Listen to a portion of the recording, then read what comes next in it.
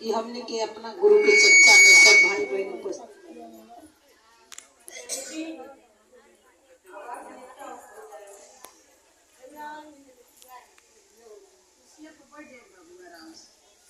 देखिए, सबसे पहले वो देवादिदेव महादेव माँ शिवा के चरण में प्रणाम।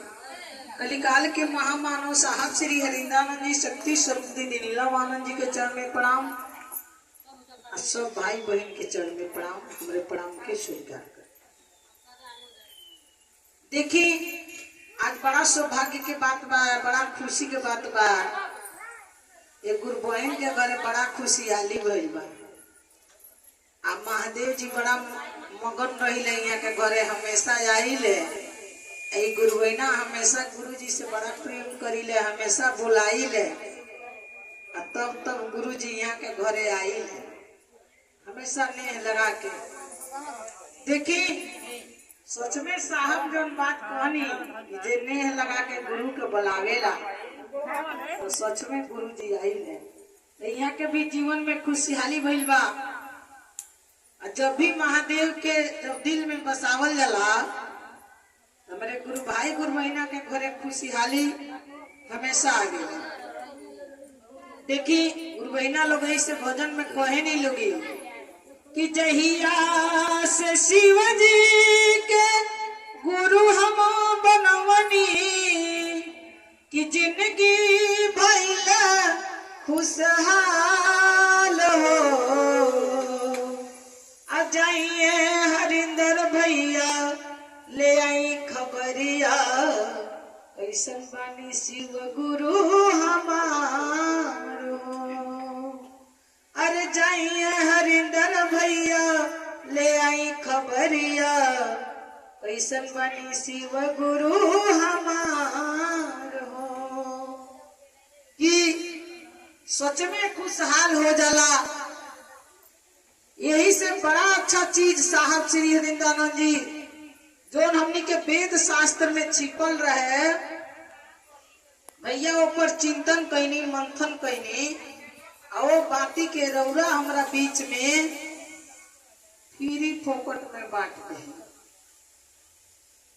कि रउआ लोग भी लेके ए बाती के खुशहाली रउआ लोग के घरे मंगल ही मंगल होके। बहुत लोग ए बाती के ना समझत रहल।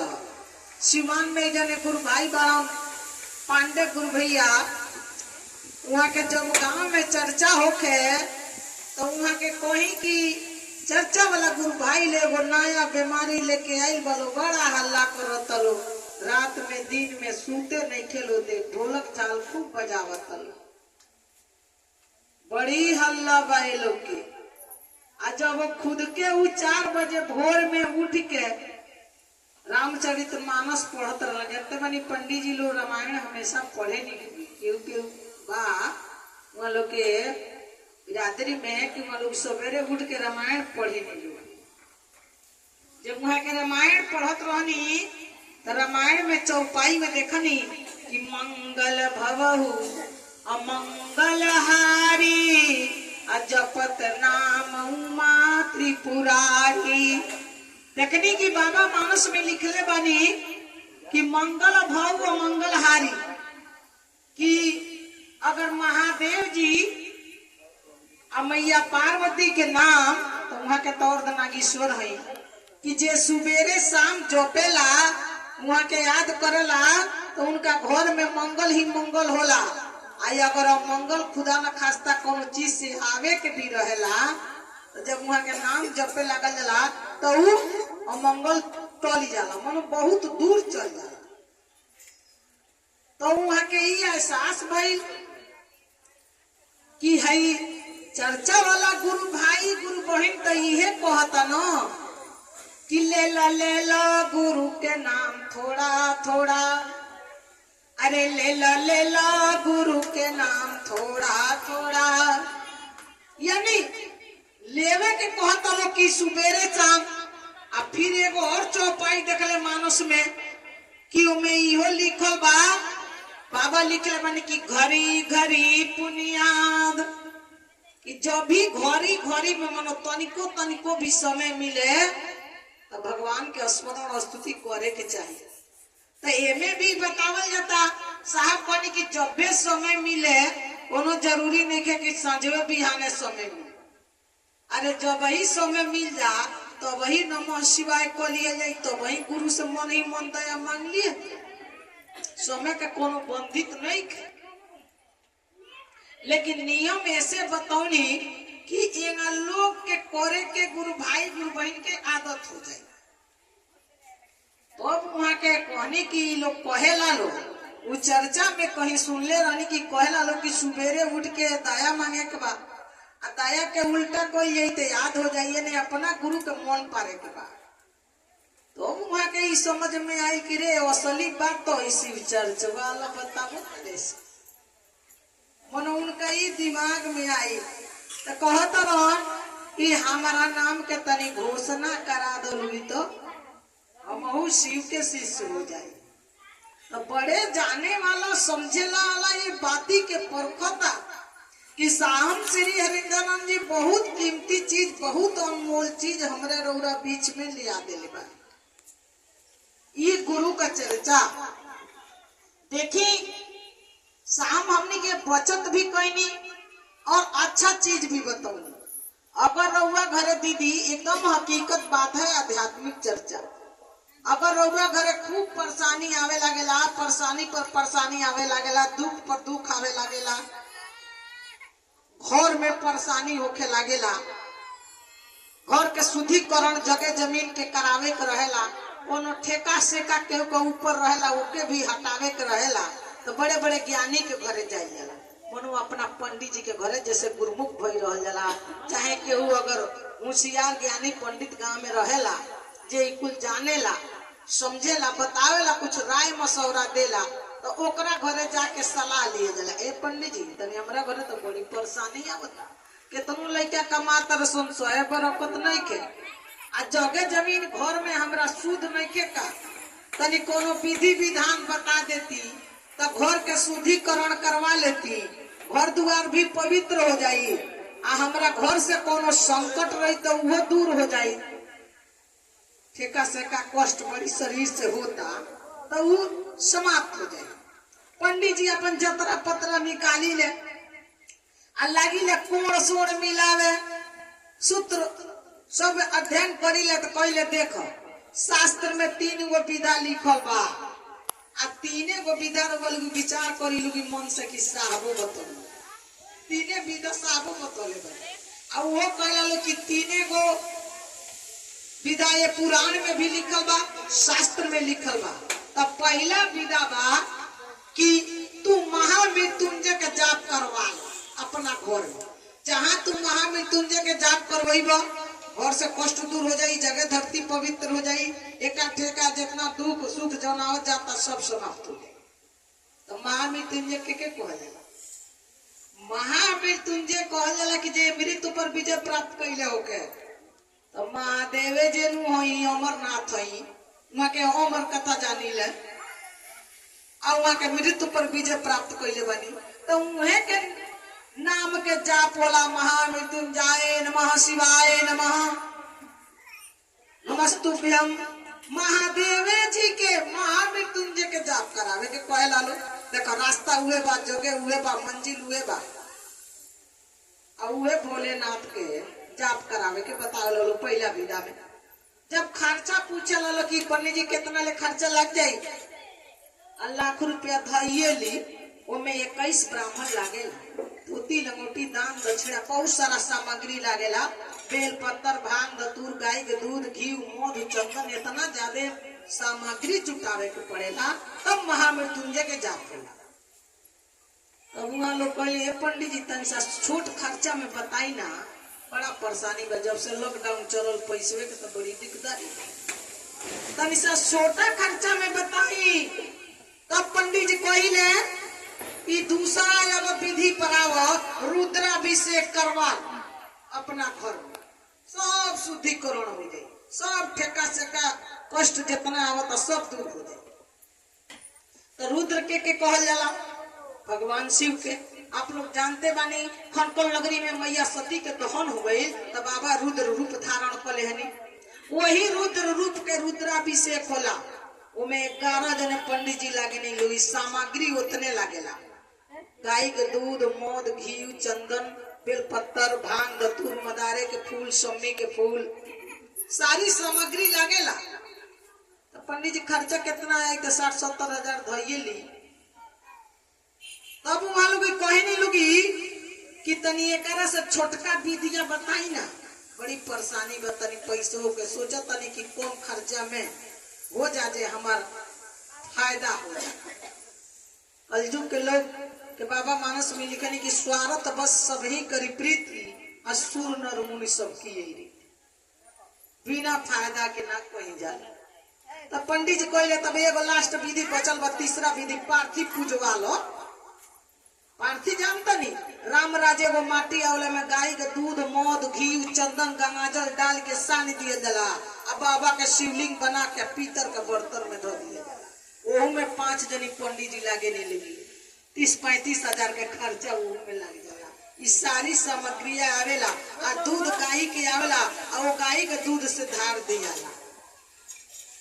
साहब जी कहनी कि ये तीनों विधि महादेव के हो। अब भोले ही नाथ के बोलावल जाता, अब भोले ही नाथ के पूजन अर्चना कइल जाता। जबकि पुराण में भी बात लिखल बा 17वां पुराण में कि मैया पार्वती जब बाबा से पूजली कि हे भोलेनाथ मन कहाँ लागेला, कहाँ जाइले, रहिले कैलाश से गायब हो जाइले कहाँ? भोलेनाथ कहनी कि हे पार्वती जहाँ हमार शिष्य चर्चा भजन करेला, चाहे हमार भक्त कथा प्रवचन करावेला, तो हम वही जाइले। हमारा वही बड़ा आनंद आवेला, बड़ा मन लागेला। तो साहब ये वेद शास्त्र पुराण के मंथन कैनी, 3 विधा के भी मंथन कैनी, चिंतन कैनी कि जब पुराण में भी लिखल बा कि जहाँ भाव ही भजन है, अगर जहाँ भाव से भजन होला तो भोलेनाथ जाई नहीं।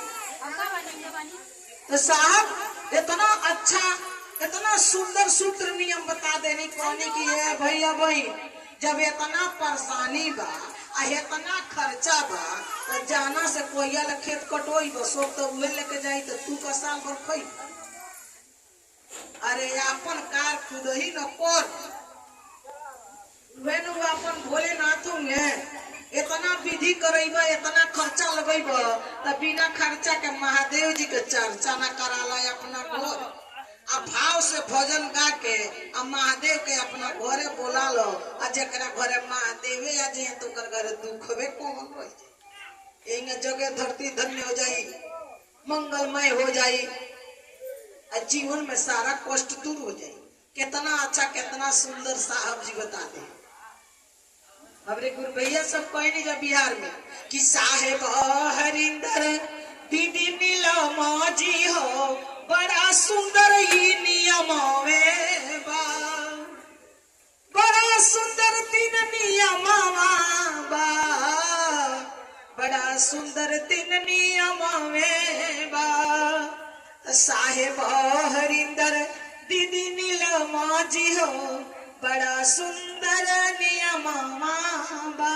कि बड़ी सुंदर नियम साहब बता दे कि कम खर्चा में मन भाव श्रद्धा से लगा के अब महादेव जी से दया मांग के वहाँ के बोला ली।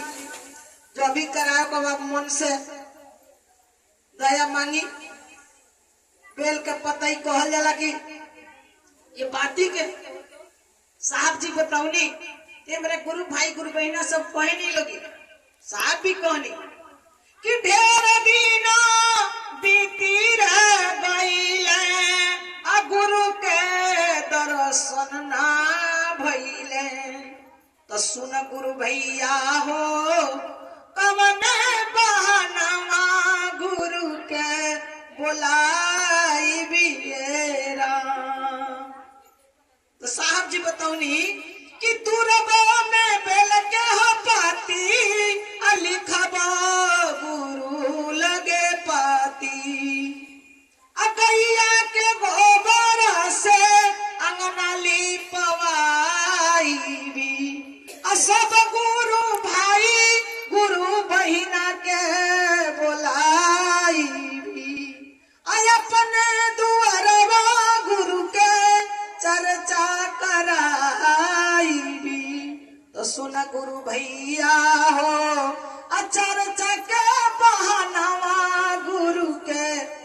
बोलाई पिएरा कि चर्चा के बहाना से गुरु जी के अपना घरे बुला ले कि आई आई है शिव गुरु आई रउआ के बोलाई ले हो आई अपने आई मैया गौरा के ले आई कि साथे साथे पूरा परिवार के आई।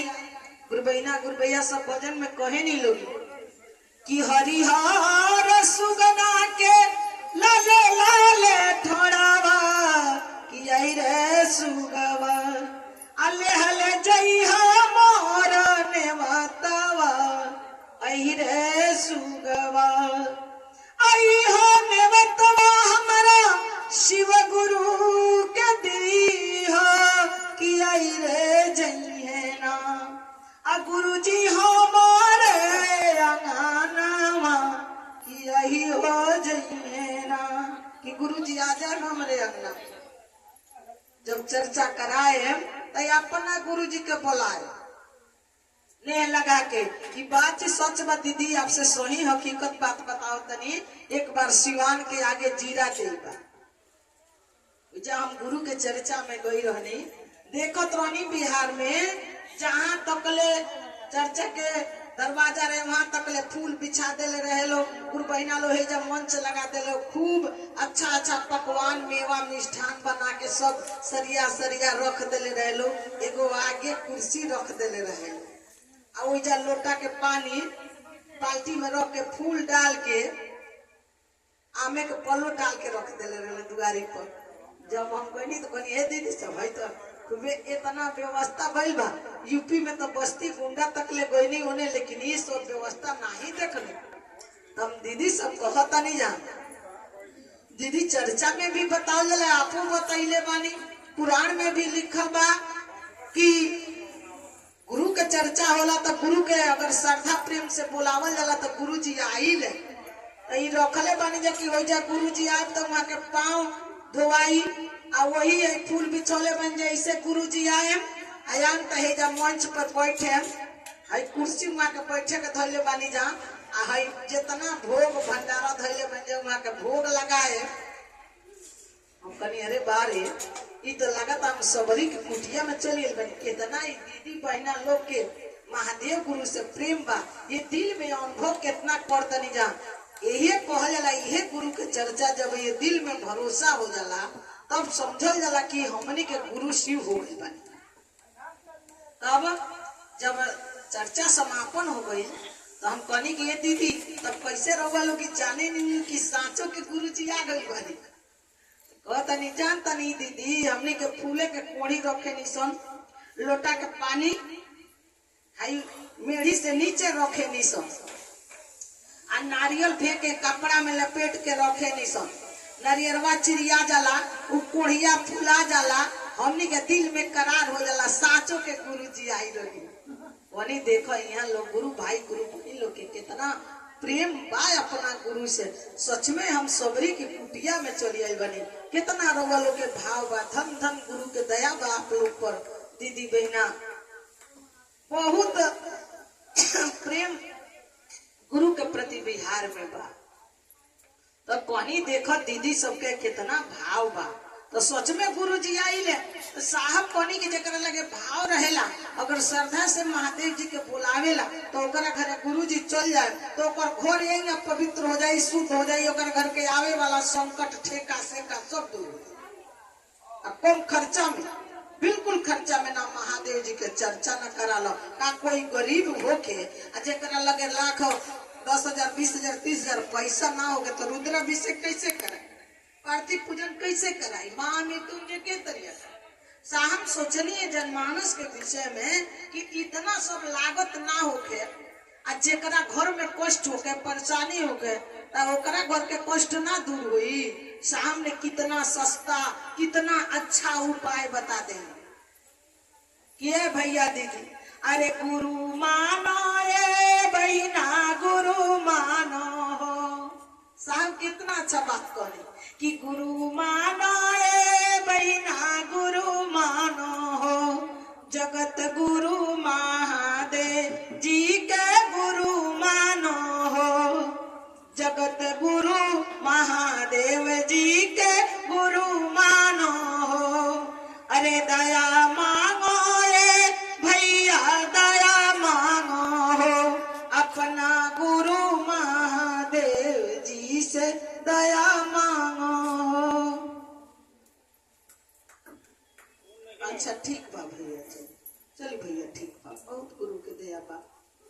चर्चा करो ए बहिना चर्चा करो अपना गुरु महादेव जी के चर्चा करो। इतना अच्छा बात भैया बता के चले। तो हमने के समझे वाला चीज साहब बहुत अच्छा चीज बता देली कि जब दया मांगल जाला, इहो बात रामचरितमानस में लिखल बा। साहब ही नहीं के कि एक चीज के मंथन चिंतन कैली, साहब 4 गो वेद के, 6 गो शास्त्र के, 18 गो पुराण के, 600 उपनिषद के मंथन कर। रामचरितमानस में भी लिखल बा कि जगत गुरु भ्यम सीधाय च शिवाय च, यानी शिव तो जगत के गुरु है, आदि है, अनंत है, गोचर है, अविनाशी है, वही गुरु घट घट के वासी है। कोनो नया बात नहीं की कहे, पुरन के चौरे पंथ पर आपो लोग जान तो करोगे कि बहुत पहले हमनी के या बाबा आजा के जमाना में केहू घर कोनो शुभ कार्य होई, लेके के तिलक बियाह बरच्छा हल्दी कहीं भी कुछ हुई तो सबसे पहले गांव के मोहल्ला के जितना काकी या दादी रही लो सब लोग आ जाइलो, जुटिया के बैठ जाइलो। सबसे पहले कहलो कि गैये के गोबर महादेव अंगना लीपाय सुनिए शिव शिव के दोहाई। दोहाई माने दया। वहू बेरा लोग शिवे जी से दया मांगी कि हे शिव जी दया करी हमारा जोग रौरा दया से निमने निमने निपट जा सुबह सुबह। वहू बेरा लोग उतना पहले के लोग कहला कि पहले के लोग बुर्बक रहला, लेकिन वहू बेरा के लोग जानत रहा कि शिवे जी दया करे। राधा स्वामी, विवेका स्वामी, फलानवा चिलनवा बहुत संसता बा। वहू बेरा लोग नहीं कहत रहा कि तनी कह दी कि परम बाबा के दोहाय, आसाराम बापू के दोहाय। वहू बेरा तक केहू ना सबके दोहाई मांगत रहला। वही बेरा के लोग बुर्बके रहला, लेकिन जानत रहला कि महादेवे जी दया करिले, उहे के दया करे के क्षमता या पावर बा। बाकी के केहू को लगे उ ताकत नहीं के जे केहू पर केहू दया। वो बेरा भी लोग कहत रहला। हमने के सनातन धर्म में भी कहल जाता है कि सुनी हे शिव शिव के दोहाई, यानी शिवे जी दया करिले आ शिवे जी से दया मांगत रहला। येहू बेरा साहब वही बाती के कहनी कि सुनी हे शिव शिव के दोहाई। वहाँ के पहला शब्द में ये कहनी कि हमने के कहे के बा कि हे शिव जी सुनी रउआ हमार गुरु हैं आ हम राउर चेला हैं, सरकार तनी हमरा पर दया ना करे। वे शब्द बा बतिया ना लोग कहले कि तनी सब फेर के, बाकी शब्दवा तो हुए हो दीदी। वे बतिया साहबो कहली कि महादेव जी से दया मांगी होते सुबेरे बिछावन पर बैठी। लोग सुबेरे कहेला पहले उनके आजा पर पजा लोग पहले के भाई पुरखा पुरनिया लोग कही के सुबेरे उठा जला त राम राम के बेरा भगवान के नाम लिए जला कि जतरा जतरा दिन भर सुबह सुबह बीतेला के सुबह भगवान के नाम सुबेरे सुबेरे लियल जला। राम राम के बेरा हो लोग नहीं कही पहले। और बतिया साहबो भी कहनी कि सुबेरे उठो तो सबसे पहले बिछावन पर अपना गुरु से दया के याचना करो, ओकरे बाद अपना पैर के नीचे रखो। बड़ा अच्छा बात साहब कहनी कि दिल के खाली मत रखो, दिल वाला बड़ा बीमारी चलल बा। आ दिल के खाली रखबो तो दिल के बीमारी हो जाए। ये दिल में केहू के बसाल, दिल के उसे लगा लो, दिल वाला से दिल लगा लो। तो महादेव ऐसा दिल वाला के बा। कितना अच्छा बात बताओ कि दिल वाला से दिल लगा लो। अगर दिल लगा ले वो दिल में बसा ले तो दिल वाला बीमारी ना हो। दिल के खाली रखबो तो दिल वाला बीमारी हो जाए। कितना अच्छा बात साहब कहनी कि दिल वाला महादेव जैसा दिल वाला के बा। तो इहो बात लिखल बा साहब ये कहनी कि जकरा भाग में रही हुए नु महेश्वर शिव गुरु के चर्चा सुनिए चाहे उनके शिष्य बनी भैया कि नमः शिवाय के माला जपेला कोई दिल वाला। अरे नमः शिवाय के माला जपेला कोई दिल वाला। आई है माला सरस्वती मैया जपली सरस्वती मैया जपली लक्ष्मी मैया जपली पवली ब्रह्मा जी निराला जपेला कोई दिल वाला नमः शिवाय के माला जपेला कोई दिल वाला। तो नमः शिवाय के माला हुए जपी कि जे दिल वाला हो, दिल में जकरा प्रेम होई, जकरा श्रद्धा होई, लगाव होई परमात्मा से, ई बड़ी भाग्य से ई मनुष्य के जन्म मिलल बा। 184 में बड़ा भ्रमण करेला ई जीव, तब वो शिव प्रसन्न होले तो ये जीव के मनुष्य के रूप में परिवर्तित करेगा। इतना सस्ता नहीं है कि मनुष्य के जीवन हमने के यही पाले लगे। 184 में भ्रमण करे का पड़ेला। देखा था नीनू साहब कहने की अरे गुरु के नाम जप दया मांगो नहीं तो ही 4 दिन के जिंदगी बा काल के चौकरी चलता के दबोचा में आई क्यों जानता। कबीर बाबा कहले हैं कि चलती चाकी देख कबीरा रोए 2 पाटन के बीच में साबिक बचा रखो कि कलयुग में केहू बची ना सबे वही में पिसाई। तो कबीर बाबा के लइकवा पहुंचल फकीर वो कहलस कि सुन चलती चाकी हंसा कमाल ठठाए जो किलम से जुड़ा रहा वो कभी नहीं पिसाए। कहले कि जो किलन से जुड़ा रहा वो कभी नहीं पिसाए। हकीकत बात बा पहले के समय में चकरी में गेहूं पिसाई। आप लोग भी देख ले कब लोग अनुभव करे वाला गुरु के चर्चा है। तो में एगो किला रही, किलवा में चकरिया लागल रही। जब लोग गेहूं के छीक डाली पीसी जब उठाई चकरिया तो किलवा में सटलका अगलका बगलका के गेहूं ना पिसाई तो लोग हेंगा हटाई होगी। यानी कील से जे सटल रही कहला का मतलब साहब कहनी कि शिव रूपी कील से सटल रहा तो वही ने चकरिया जे तरह चलता उनका सटलका गोंगा नहीं खे पिचा वही ना महादेव एगो रूपी कील बा। अगर उनसे सटल रहब तो काल के चकरी चलत रही लेकिन काल के तो बोचा में ना समझ काल के गाल में ना समझ। कितना अच्छा बात भैया बता जो किलन से जुड़ा रहा वो कभी नहीं पिछा। सटला पर वो बात है आप खुदे देखी। अगर मंदिर में सांप दिखाई दे दे तो गांव भर के लोग जुटिया जाए दूध लावा खियावे पियावे चल जाए कि ना कहीं कि कहीं महादेव जी के दया हो गई लोग वो जानू सांप ऊपर आई बड़ा चले के तनी दूध लावा कितना आदर भाव सम्मान लोग करे लगी। और सांप अगर घर के दुआरी पर निकल जा तब का होई हो का दशा होई। लोग तो पहले नंबर मुड़िया कुछ काट के चिपला काट देला कि का लागल। देखा महादेव के लगे सटल तो कितना ओकर आदर भाव सम्मान होई। अब महादेव से होटल तो दुर्दशा का घटल। साहब कहनी कि अगर महादेव से सटल रहब तो वही ना सम्मान मिली आदर मिली लोग पूजा करी भगवान समझी। हमनिए के कोई अपना गुरु भाई गुरु बहन की चर्चा में जाल जाला तो कितना आदर सम्मान मिलेला। उतना तक अपना रिश्तेदार के घरे जात हुई तो ना मान सम्मान ना मिलत हुई जितना अपना गुरु भाई गुरु बहन की यहाँ जाल जाला तो सम्मान आदर प्रतिष्ठा मिलेला दुलार मिलेला प्यार मिलेला। काहे कि वहाँ लोग समझे नहीं लोगे कि महादेव का चेला महादेव होता है। काहे साहब भी कहले रहनी कि महादेव का चेला महादेव हो जाता है पूजनीय हो जाता है। जो उनके शरण में चल जाला वो पूजनीय हो जाला आदरणीय हो जाला। जे महादेव से सट जाला महादेव हो जाला। ना लोग कहला कि जैसन गुरु और वैसन चेला और मंगले कुछ तो ले अलन ढेला। लेकिन साहबे गौर बात कहनी कि करब खेला तो ढोइब ढेला आ कबो न बनब महादेव के चेला। कि अगर भाव से प्रेम से दिल में श्रद्धा रही तो लोग तहार पूजा करे लागी।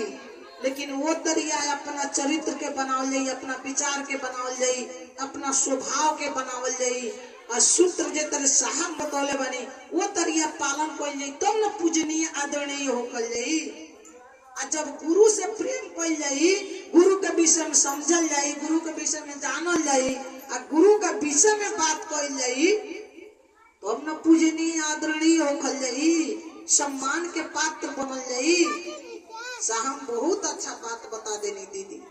हमनी के तो बड़ भाग बा कि महादेव के शिष्य बनल बानी सब। जरूर हमनी के पिछला जन्म के बहुत अच्छा कर्म कैले बानी जा कि ये बाती के हमनी के बहुत जल्दी समझ गइल बानी जा। समझ समझ के जो ना समझे देखो रे तो ना समझ, तो समझला के चीज लागी समझी कैसे। साहब में बात के विचार को के बड़ी अच्छा बतौनी। ये बताई भक्ति हमने के बस के चीज बा, हमने के भक्ति को पाओ जाए। भक्ति बड़ी कठिन, भक्ति में पल पल परीक्षा बा। आप सुन ले कौन लोगी राजा मोर ध्वज के नाम। मोर ध्वज के जमाना में मोर ध्वज में इतना परम भक्त केहू ना रहा। इतना मोर ध्वज राजा इतना भगवान से प्रेम करे कि भगवान के खुद एक दिन विचार बन गई कि हम चली अपना मोर ध्वज के अपना भक्त के परीक्षा ली। तो मोर ध्वज राजा के एक बेटा रहे तामर ध्वज। आ भगवान यमराज के बाघ बना के लेके उनका घरे पहुंच गई। कहलन जब पहुंचलन राजा मोर ध्वज के यहाँ, तो मोर ध्वज देखलन तो बड़ा खुश भइले कि हमारा घरे कोई अतिथि साधु संत आइल बा। हीरा के जे चीनी से कीनी, अतिथि के सेवा सभे ना करेला, लेकिन ये हमनी के शास्त्र पुराण में लिखल बा कि अतिथि देवो भव। आ सही बात बा, जीवे शिव हमें, जत्र जीवा तत्र शिवा। मानुष में भी बाबा लिखनी एगो जीवे शिव में, एगो जीव के जे कदर ना करी तो शिव के कहां से पाई। मानव में ही माधव है। आ जबले एक दूसरा से प्रेम ना कल जाये, एक दूसरा पर दया ना कल जाये, एक दूसरा के सुख दुख ना महसूस कल जाये, तो चेला कैसे। महादेव जी ऐसा देवता है कि वहाँ के पूरा परिवार के पूजा होला। वहाँ के परिवार में इतना प्रेम बा। हम बड़ी सोच समझ के कहनी कि महादेव के चेला बने के। हम भगवान के कहने की रहुआ हमरा यहाँ रही राउर भोग भंडारा सेवा के मौका दी। तो कहले उस साधु कि सबसे पहले हमरे बाघ के खाए के व्यवस्था करो, ओकरा बाद तारा घर के भोग भंडारा करो। राजा मरध्वज कहनी की बताई और फिर सेवा हाजिर हो जाई। तो कहले कि हमारी बाघ तारा लड़का के मांस खोइयो, अब पति पत्नी मिल के आरा से चिरबल हुई खड़े, आ तारा पत्नी के मुंह लड़का के मुंह के तरफ रही, आ तहार मुंह पीछे के तरफ रही। आंख से आंसू ना गिरे के चाहिए, नहीं तो हमार बाघ ना खाई। और ऐसा भक्त रहे लोग राजा मोर ध्वज के पत्नी कि अपना लड़का तामर ध्वज के आरी से चीरे लागल लो। अरे धीरे धीरे आरी से चिराए लागल, आ खुनमा के नरिया बहाए लागल, आ सारा बदनिया रंगाए लागल, माई के दिल घबराए लागल, लेकिन आंस ना गिरे। आ वो बाघ के खिया दिया लोग। ओकरा बाद ये लोग के भोग भंडारा ये साधु के ए अतिथि के करावे लागल लोग। तो वहां के कहतनी कि हमनी के अकेले भोजन ना करे सब, और वो लोग आई लोगी बैठी लोगी राजा रानी आ भोजन करी लोगी। तो राजा मोर ध्वज कहले कि सब जने एक साथे बैठ जाई तो कुछ घटी बढ़ी तो चलाई के, आ तो तार लइका तामर ध्वज चलई है। तब इनका आंख से राजा मोर ध्वज के आंसू लगी। तामर ध्वज के तो कटवा के बाघ से खिवादरी तो चलाइए के तरह। तो कहले उस साधु तामर ध्वज के बुलाओ पानी लेके आवे। अरे बुलावा था लगले कहे कि ये तामर ध्वज कहला में कहले कि कहिए थी ये तामर ध्वज। तले तामर ध्वज घर में से पानी लेके लोटा में आवत, फूल के वर्षा होके लागल। भगवान अपने असली रूप में आ गईनी आ कहनी कि हे राजा मोर ध्वज तारम परीक्षा लेत रहियो कि हमारा तारा से कितना प्रेम बा, कितना तू हमार भक्ति करेला। मांगा तारा तो खुश बानी, परीक्षा में पास हो गई, सफल हो गई। तार जो मन में इच्छा हो के हमरा से मांग लो, तारा के हम दे दी। राजा मोर ध्वज कहलन कि अगर हमरा पर खुश बानी तो ये जान जाए कि हमरा के ये वरदान दी कि आज के बाद से ऐसा परीक्षा कोनो भक्त से मत ले, नहीं तो न रोहरे इज्जत रही है न भगत के। इतना कठिन परीक्षा कोनो भक्त से मत ले। भगवान भगवान देखी सुननी तो धास तू कहनी की सही बात बा। तो वैसन वैसन परीक्षा भक्त लोग दिले बा, हमरा रुरा बस के चीज बा। कलजू के लोग के तबे एगो चर्चा कहीं होता गुरु कार्य कोनो बकरी के बच्चा मर जाता लोग कही बा का जाए चर्चा में एगो बकरी के बच्चा हमारा रौलस यही बड़ा ऐसा हाल हो गई बा, हमरा दुख होल बा का जाए दे पावल जाई। हमनी के परीक्षा दे पावल जाई, हमनी के बस के चीज नहीं के कि हमनी के परीक्षा दे दियल जा। वही से साहब कोनी सबसे आस्था सस्ता बा कि चेला बन जा महादेव जी। न कोनो परीक्षा देला के टेंशन न कोनो पेपर देला के टेंशन, सीधा पूरी लाग जा धल सीधा बाई है डगरिया साहब दीदी के आइल खबरिया। खबर भेजवा देनी मेरे भैया सब बिहार में कोई नहीं जो कि साहब हरिंदर जी भेजौनी एगो लेटर शिव गुरु हई बेटर, शिव गुरु हई बेटर कि सबसे बेटर बाने शिव गुरु, उनके अपन गुरु बना लो। काहे कि चेला के कोई परीक्षा में के लिए आई, चेला अपना गुरु से जितना चेला ना प्रेम करेला उससे बेसी प्रेम महादेव जी अपना चेला से करिले। इहो प्रमाणित बात पुराण में सच बात लिखल बा कि भगवान शिव के चेला परशुराम ऋषि रहल। एक बार परशुराम ऋषि के मन भइल कि हम अपना गुरु से मिले जाई, तो वहाँ के कैलाश पर्वत पर मिले जात रहे। और वही समय बाबा अपना ध्यान में रहनी, अब मैया पार्वती भोजन बनावत रहनी और गणेश जी वही दुआरी पर बैठल रहे। तहले परशुराम ऋषि पहुंच गई, अलख निरंजन गुरु आदेश, अलख निरंजन गुरु आदेश मिले गई। अब गणेश जी कहलन कि कहाँ बिना पूछले धदी आइले चलिया बता रुक ना जा, मनो पिताजी बानी ना तनी सा रुक जा।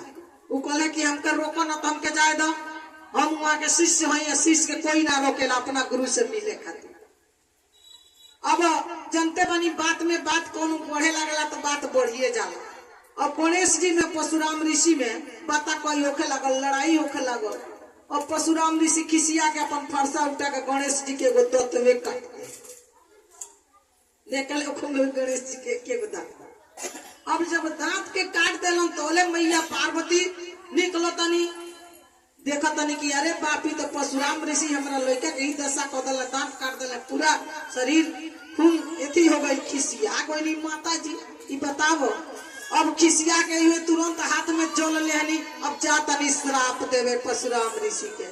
आज जेवी उठाव तनी बाबा अपन त्रिशूल लेके आके अगवे खड़ा हो गई। ये पार्वती अरे जे तरह तारी लड़का गणेश बनन यही है हमार चेला परशुराम, उतने प्रेम परशुराम ऋषि से हमू करीले अपना चेला से, अपना शिष्य से। ज्यादा इनके श्राप मुक्त कर दो, मत श्राप दो, मत खिसिया जा। हमारा बात के मानो, जौन कहे के बा हमके कहला, लेकिन हमारा चेला परशुराम ऋषि के श्राप मत दियो, श्रापित मत करो। मैया बाबा के बात कैसे टाले? मैया देखी मैया से श्राप से बचा देनी बाबा परशुराम ऋषि के, नहीं तो मैया श्राप का देले रहती परशुराम ऋषि के। लेकिन देखी वही प्रमाणित बाकी बहुत प्रेम करी ले भोलेनाथ अपने शिष्य से। यही से साहब कहनी की सबसे आसान बा कि महादेव के चेला बन जा, कि ये हमनी के गृहस्थ जीवन में बानी जा, किसान बानी जा, हमनी के परिवार बा, कभी न खुदा न खास्ता कोनो बातें हो गई तो भक्ति हमनी के बस के चीज नहीं है कि हमनी के भक्ति कइल जा। हमनी के साहब बड़ा अच्छा उपाय बतौनी कि चेला बन जा, महादेव के चेला बन जा। धल सीधा बाई है डगरिया साहब दीदी के आइल खबरिया। खबर में भैया का कहनी कि सुबह उठ के दया मांगो, मनवा चर्चा में लगाओ, नमः शिव जपबो तो भागी बेमरिया। धल सीधा बाई है डगरिया कि सबसे सस्ता ई डगर बा, 3 गो डगर बा। सुबेरे उठ के दया मांगो, आ दिन में एका दुका भैया से कर भला तो हो भला, परहित सेवा धर्म नहीं दूजा। एक दूसरे का सेवा करिए, सेवा सबसे बड़ा धर्म है। एक दूसरा के दुख सुख महसूल करी, दान वजह दी जरा दान के आवश्यकता होगी। बड़ी अच्छा बात साहब जी बता दे। आ सबसे सस्ता उपाय बा, न कपूर के व्यवस्था करो, न अगरबत्ती के, न